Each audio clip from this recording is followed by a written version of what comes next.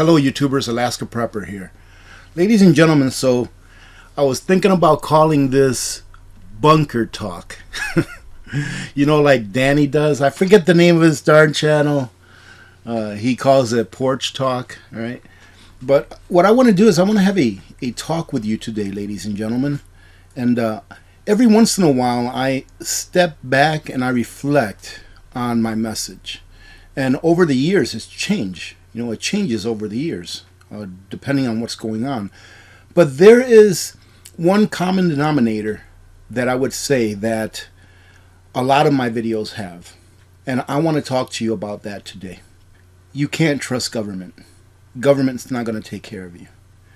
And I want to talk about that a little bit today and talk about some of the reasons and some experiences that I've had, that I've seen, and some things that we've all seen with our own eyes over the years, depending on how long you've been on this earth.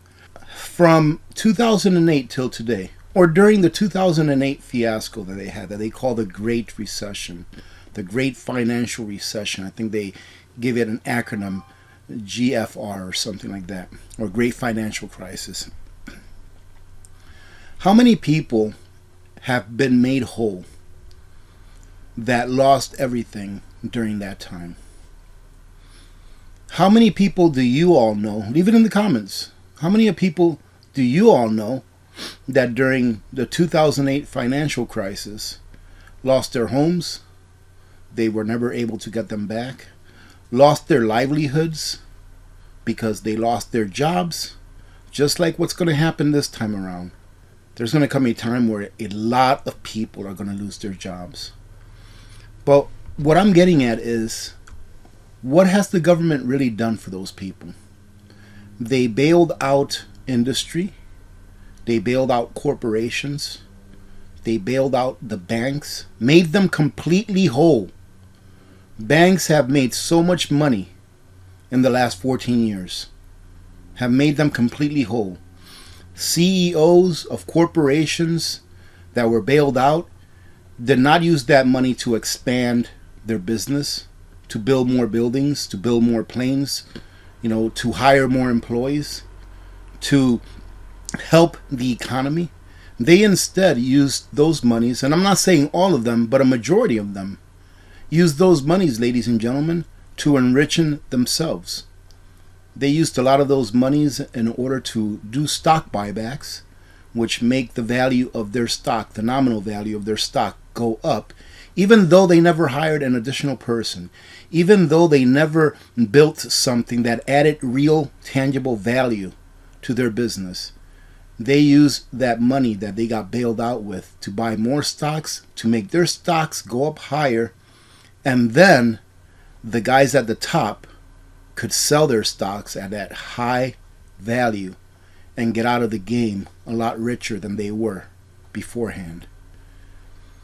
So my question is this: how is it that anyone can think that government is going to take care of you? It is really up to yourselves. I have a story. I don't know, maybe a week ago or so, I was on my way back home from dropping off Little Miss Alaska Prepper. And I saw a gentleman sitting in a corner with a cardboard sign and a gas can next to him. And it read, you know, need gas. So I went ahead and pulled off, and I went back to where he was, and I pulled up to him and I said, "Hey man, do you need gasoline?" And he says, "Yeah, I do." I'm like, "Meet me at the gas station. I'll go ahead and fill you up." And he said, "Really?" I'm like, "Yeah, meet me at the gas station. I'll go ahead and fill you up." Which, looking back now, you know, I'm like, man, I didn't know that he had a Chevy Silverado. And those trucks take like 28 gallons. Well, I went to the gas station. I went inside and I got me a soda pop. All right, don't judge. Anyways, I know that's poison. I went inside and got me a soda, or a pop, however you all call it. And I waited for him to pull in. And by the time that I came out of the gas station with my soda in hand, he had pulled into a gas pump. And I knew it was him because he had gotten out of his vehicle and he was waiting in front of it. So I walked up to him and I introduced myself and he introduced himself, and to be honest, I forgot what his name was. And also, this gentleman, he looked like he was down and out. He happened to have his wife with him in the vehicle. He looked like he was down and out, and he just looked pretty rough. And the truck that he was driving, even though it was a Chevy Silverado, it wasn't a new one. It was a really old one. To me, it looked like a 1999, 2000, right when they converted over to the 5.3 liter engine. That's the year it looked like to me, like 1999 or 2000. So I asked him, I was like, hey, where are you headed? And why do you need gas? He's like, well, I'm moving to North Pole because I've got work there waiting for me. I've got a place to stay at. I just need to get up on my feet. And like I said, he looked pretty rough. And I asked him, I said, listen, I'm not here to judge you one bit. I'm going to help you. I said, but I want you to be honest with me. I said, do you have a problem with drugs? Because he looked pretty rough. Right, ladies and gentlemen? I'm not trying to judge anyone or be stereotypical, but I think you would understand where I'm coming from. And he said, no. He said, I don't do drugs. He said, I don't do drugs. He said, I've had it rough, but I don't do drugs. And I'm like, okay, great. And I said, why are you down and out? And he said, well, in the past, I had a problem with crime. He went to jail, and he got out of jail, paid his dues to society, in my opinion. When you commit a crime and you go to jail, and then you're let out, then you've paid your dues to society.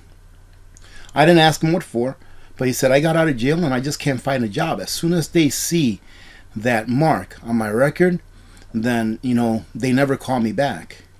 And he said, but I have a job with a buddy of mine that has a construction company, and he's going to allow me to come and work for him as a laborer.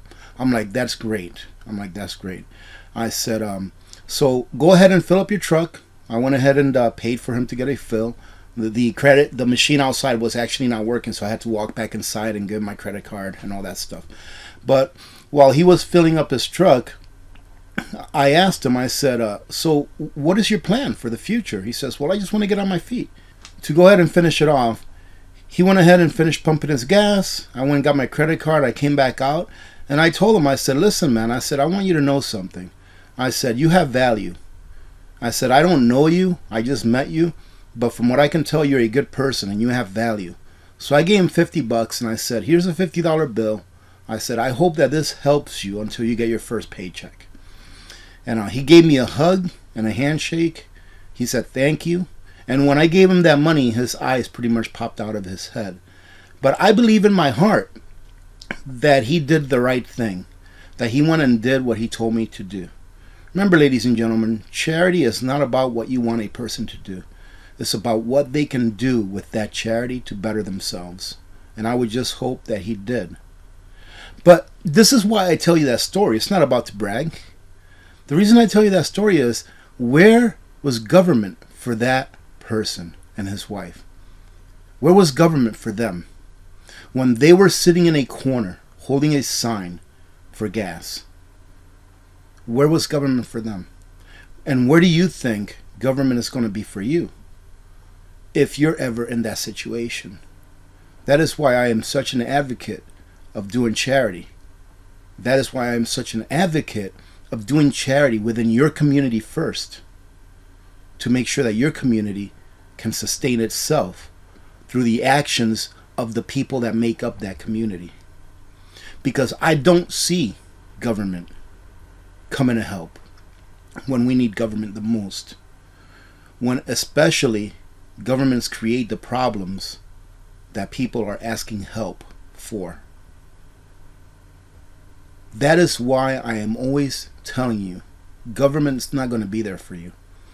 That is why I am always touting that you need to take care of yourselves, your family, your church, your community first and foremost.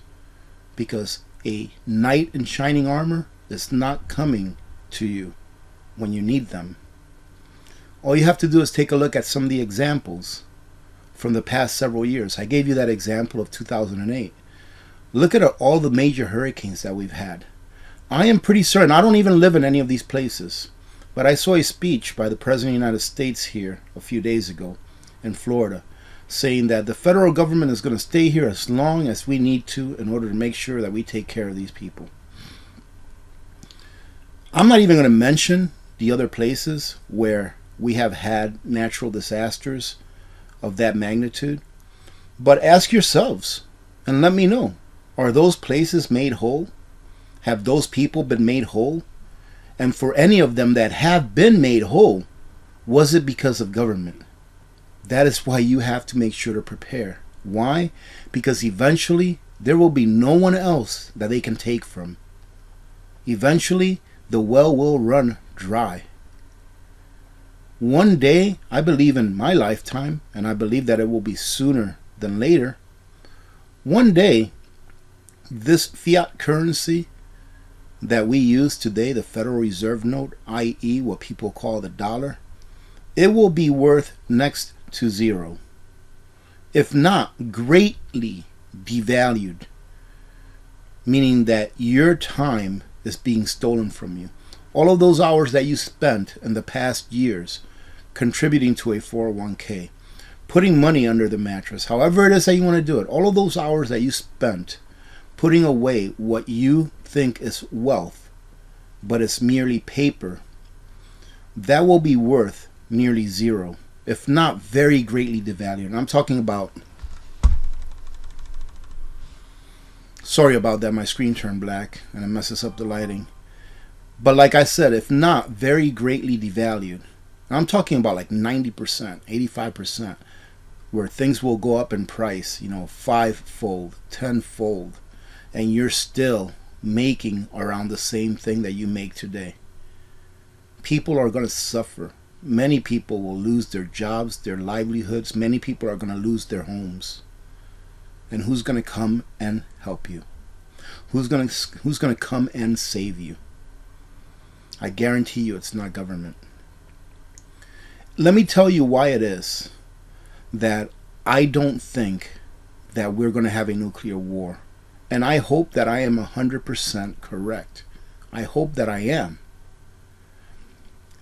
One of the reasons is because I looked at a documentary from the Cuban Missile Crisis. And in that documentary,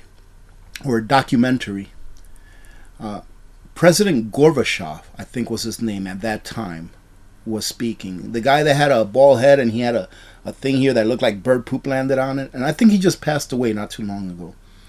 But it was a documentary with him. And he said that during that time, during the height of that crisis, where the U.S. Navy had a blockade on Cuba, not allowing any ships to come in or out, he said that Fidel Castro called him.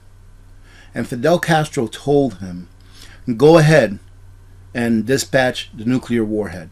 Meaning to go ahead and send an ICBM to the United States. And Gorbachev said something like, are you crazy? I can't do that. And he didn't do it. It's because he himself understood that, in my opinion, no one can really win a nuclear war. I know that there are other channels and I know that there are interviews and all that stuff of people saying, yes, you can win a nuclear war if you do a first strike. I personally don't think that you can. I think that in war, there really are no winners. It's just a change of circumstance.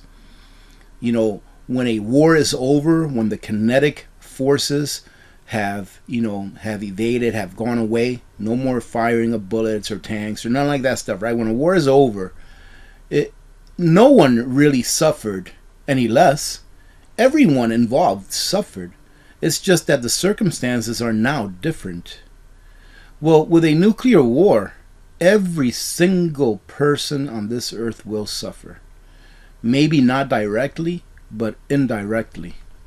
And whoever launches that first strike that affects everyone in the world, that person will be remembered. And people won't like that person, and more likely won't like the country as a whole. I don't see anyone really launching a nuclear warhead to any country. Now, a tactical nuke, one that is very small and contained, that's a different story. That may be. But I don't see like a world war, a world nuclear war happening, where countries are just lobbing nuclear wars back and forth to other countries. That would pretty much destroy almost everyone on Earth, in my opinion, right? Because we have the wind that goes through the wind stream that goes around the Earth in one direction, the other one in the southern hemisphere, all that kind of stuff, right? I think it would pretty much destroy just about everyone on Earth. So then, why is the government getting all of these medications and stuff? And by the way, if you didn't see my earlier video today, I made a correction from yesterday's video where I was wrong. I was assuming that the medications that the government has spent almost $300 million on to get were like the isotap pills, the radiation pills and stuff that protect your thyroid. It was a different type of medication. So if you haven't seen today's earlier video, go check it out. And I actually go ahead and direct you to a Pinball Preparedness channel and Canadian Preppers channel, which covered that much better. But again, the premise behind that video was not that they were getting it, but as to why were they getting it. And again, to protect themselves. Because they can't get enough to protect everyone. And even if they could, imagine the logistical nightmare that it would take to try to get to everyone that needed it. And why is that? Because it's not the government's job to take care of you. The government has gotten away from what its job is. Are our borders protected? In my opinion, absolutely not. What do they do whenever they want to do something that real money would have restricted them from doing? They just print fake money. They print fiat currency, what most people think is real money. Let me tell you what, we just had an election here in Fairbanks on the 4th of October. And I met a person at the coin shop that was running for a board seat. And he introduced himself to me, and we talked for a little bit. Very nice gentleman. And I asked him, I said, now granted, we were at the coin shop, right? We were at Alaska Rare Coins. I asked him, I said, can you answer me one question? I only have one question for you. And he said, sure. I'm like, what's money? And he looked at me baffled. And this was an older gentleman. And again, very nice gentleman. It's not his fault really that he doesn't know. He's just ignorant. And in my opinion, it's not really self-induced. It's just the education system. I mean, we've had 50 years of indoctrination, ladies and gentlemen, if not more. Right? So I asked him, what's money? And he's like, well, he showed me a paper bill, fiat currency. It's like money that I can hold right here. I'm like, okay. Okay. I said, you really ought to research as to what real money is. And then I left it at that because he had business to conduct with Jerry and Dick. But then I came back a few days later just to chit-chat, because I stop there every once in a while. If I'm in the area, I'll stop there every once in a while and just chit-chat for a few minutes, and just not to waste my time as far as going there, which is not wasting my time. I try to get me at least one silver coin if I'm there, just to chit-chat, just so that I can have a reason to get a silver coin, right? But I went in there a few days later, and Jerry was talking with me. He's like, well, did you vote? I'm like, well, I didn't vote for this gentleman right here. He's like, why? He's like, he's a really good guy. I'm like, Jerry, he doesn't even know what money is. I said, that is the problem. So I asked him this question, and I'll ask you the same question. I asked Jerry, I said, what is it that gives government its power? What is it that gives government its power? And he thought about it. He thought about it for like 30 seconds, and he says, money. And I'm like, you nailed it, Jerry. You nailed it on the head, except it's not money. I said money is what restricts the government and gives the power to the people. Why? Because this is money. This is a silver coin, but it can also be gold, right? I said, this is money. This is what restricts governments from doing all of the mischievous things that they do, from taking actions that are nefarious behind our backs without us knowing. This is what restricts them from doing it. And it is fiat currency. And you see, when he said money, and I say, you hit it right on the nail, I knew that what he said money, he meant dollars, fiat currency, because that's what we all call it. We all call fiat currency dollars, right? Or euros or pounds. So I already knew that. He knew that. And I understand that he knows the difference between real money and fiat currencies. I understand that. And I told him, I said, it is the power of being able to print fiat currency that gives governments the power that they have over the people.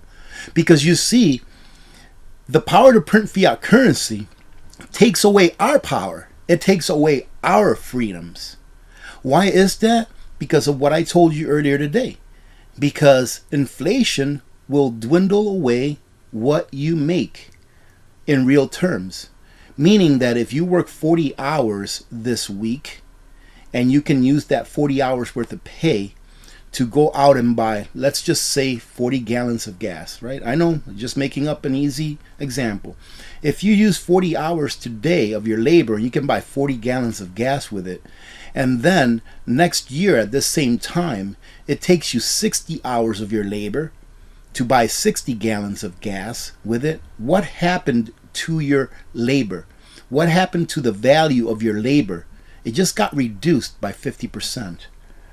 Why is that? Because inflation is a monetary phenomenon where money is printed out of thin air, added to the economy, making your dollars that you hold and earn worth less, therefore devaluing what you get for your labor, for your time. So governments use fiat currencies in order to steal from you your time, your labor, because the value, the nominal value of your labor, of what you get for your labor, diminishes in real terms. I believe that it was since 1971, when they took us off the gold standard, till today, the real value of your labor has been going down incrementally since 1971. Does that not tell you something? So the real value of your labor has been going down, your real wages, okay, has been going down incrementally since 1971, 72 till today. And your freedoms have been taken away at a higher rate. You see how that makes sense? How the value of your labor has been going down and your freedoms have been taken away even more? Pretty much at the same scale, but in opposite sides or in opposite directions. It's because when the government is given an opportunity to create what they think is wealth out of thin air, it is you and we the people that actually pay the price for that. And that gives the government power over us the people. Whereas if we had a system of real money, sound money, just like it says in the Constitution, real money, sound money, then governments would not have the luxury of spending more than what we the people allow them to spend. You see, with real money in the system, our vote counts. With fiat currency in the system, do you think your vote really counts? Did you vote for the billions and billions and billions of dollars that this government gave away to other countries this year, last year, the year before? Did you vote for the government spending $1 million to see how some fish will make love if it's on cocaine? Think about this. This is one of the things out of Rand Paul's list of things that the government wastes money on. Did you vote for the government to spend so many billions of dollars creating a gasoline station, or not a gasoline station, but a natural gas station to fill automobiles with in Afghanistan, when most people there don't have vehicles that run on natural gas? Did you vote on any of that? No, but the government can just go out there and print money and do what they want to do without your vote, because they can print that money out of thin air. Why? Because it's not real money, and they can just make it out of thin air. Whereas you have to work for it. This, ladies and gentlemen, amongst a variety of other things, is why I am so critical of government. Because I know that they are not going to be there to save you. Let's see what happens in Florida. Let's see 5 years from now what happens in Florida. In my opinion, if I were the governor of Florida, I would have told the federal government, we don't want your help. We don't want your help. And the thing is, as well, is that most people are so consumed with their lives, just trying to survive, and also with all of the programming that they receive from social media, from the mainstream media, from school, etc., that they themselves are still ignorant to the fact that government's not going to be there. And that's why I always say that we need to be there for each other. And having said that, I'm a little bit disappointed. But then again, it is what it is, ladies and gentlemen. Maybe I should have put up a kitty cat video, or a video of someone jumping off of the roof of a building, into a bucket or something like that. But the video that I put up, where I was saying, hey, listen, if you want to help people from Florida, just watch this video and let the ads run through. And I'm going to use every penny that video makes, along with the sponsor of that video, along with what I make from the sponsor of that video. I'm going to use every penny of that to send to an organization, Grindstone Ministries, that is actually going to be going there, that will have the foot on ground, or boots on ground, that will have boots on ground, actually helping real people that really need the help. That's what I'm going to send the money to. And you would think that since it's not going to cost anyone anything, that people would watch that video. And like I said, I'm somewhat disappointed. I think it's got like 10,000 views. But when people out there are always saying, what are you doing? What are you doing? What are you doing? And they have a chance to actually contribute meaningfully without it costing them a dime, I would have thought that video had more views. But I'm not complaining, because it is what it is. I can sit here and complain about it, or I can sit here and do something about it. And trust me, I'm definitely going to do something about it. I am definitely going to do something about it, all right? I'm not sure if I'll share it with you, but I'm definitely going to do something about it. I love my country, and we need to help each other. And we can't do it all. You can't do it all yourself. I can't do it all myself, but I am going to do what I can do.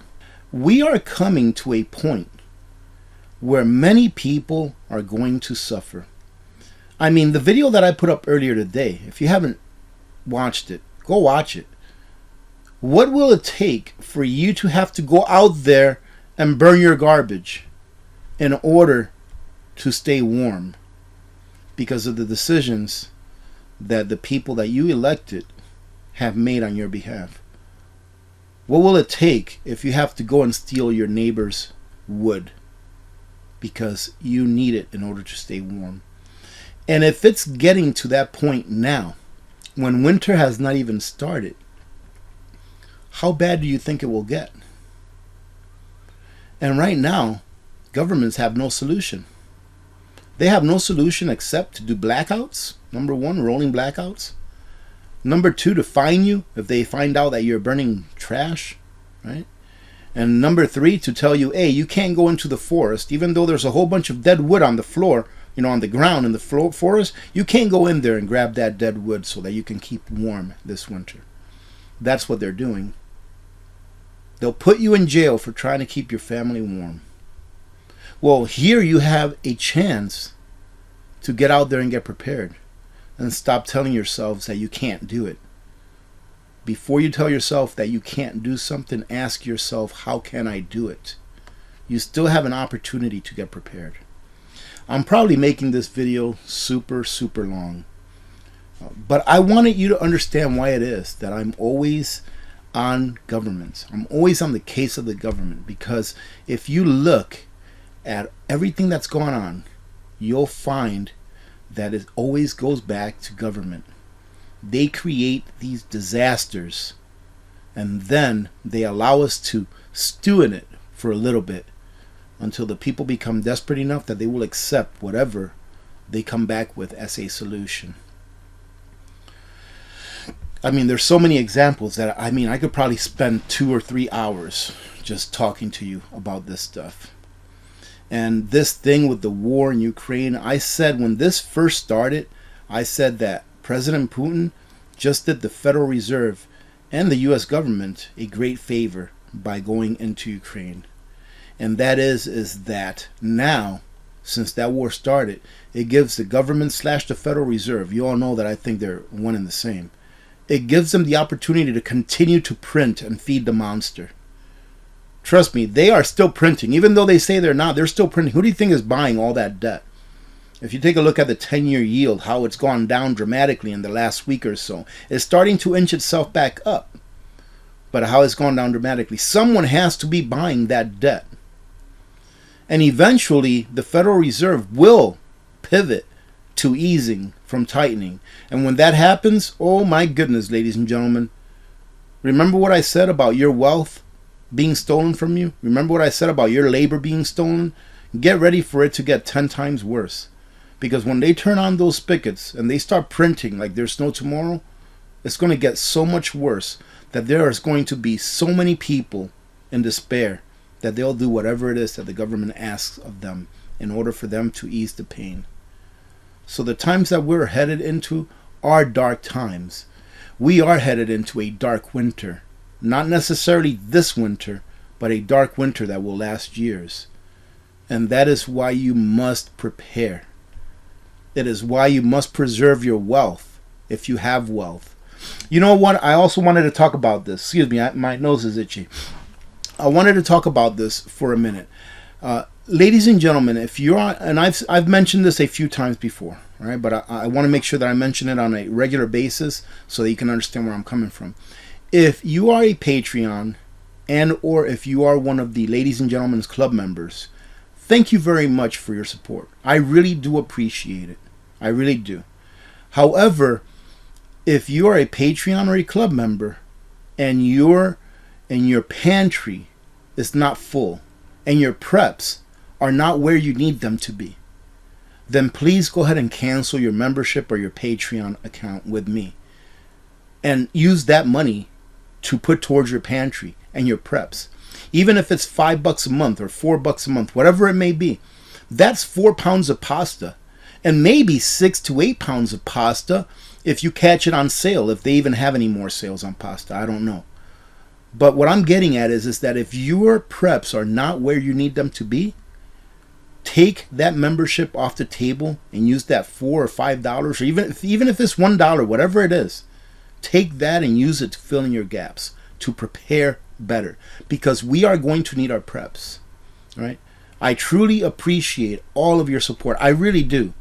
This is not something saying that I don't appreciate you. I do. All right? But if you are and your preps aren't 100%, go ahead and take that money and put it towards your preps. That is way more important. Way more important. All right? So having said that, let me go ahead and fill you in. I finally got that water filter that I was waiting on, that I'm going to go ahead and show you all. I'm going to do a video later on this afternoon, so hopefully I'll release it sometime tomorrow. All right? And it's not going to be a very long video, very short, but I think it's a worthwhile video because it's going to give you some ideas that maybe you don't have right now. All right, so I've been waiting on this for a while. And as well, remember that this afternoon at 2 p.m. Alaska time, 6 p.m. Eastern time, we will have a live stream here where, you know what? Sorry about that again, turn black. Where, you know what? We're not going to talk about any doom and gloom. We're going to talk about whatever you all want to talk about. So if you're new to preparedness, even if you're not, come on over and let's just have a nice little TGIF where we have a little bit of fun talking back and forth. Hopefully between now and then I'll have a haircut. I got to go get a haircut. I've been meaning to get one for a while. I was going to get one yesterday, but they're closed on Thursdays and I forgot. Anyways, ladies and gentlemen, listen, thank you very much for joining in. I want to tell you all that you know, I really do appreciate you all. I do appreciate every one of you. And I hope that you're preparing. Right? I hope that you're preparing no matter what country you're in. I hope that you are getting prepared. Having said that, have a great rest of your day, and we'll see you here in a few hours. All right, God bless you all.